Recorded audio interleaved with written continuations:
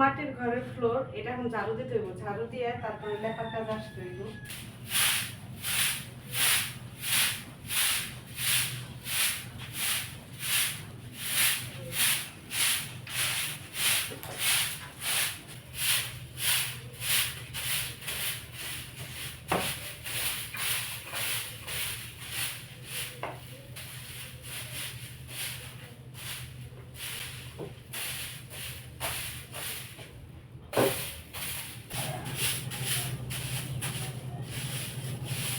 তো ঘর লেপার জন্য এই জায়গায় মাটি নিয়ে নিছি, আর মাটির সাথে হইতেছে কাঠের গুঁড়া। তো এই কাঠের গুঁড়াটা দিয়ে সুন্দর করে মিশাইতে হইব। সুন্দর করে মিশাইলে তাহলে লেপাটা অনেক সুন্দর হইব। তো এটা আমরা একটু মাখাই নিই।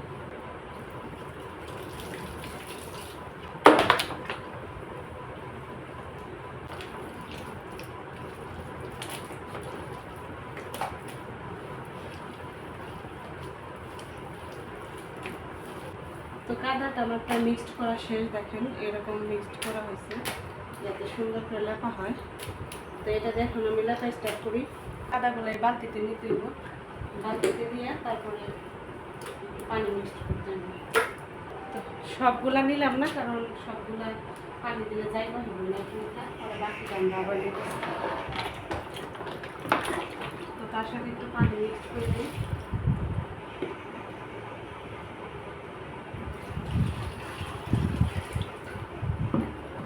লেপার জন্য লাগবে একটা নুরানি, তারপরে টুকরা, এটা সবাই নুরানি বলে।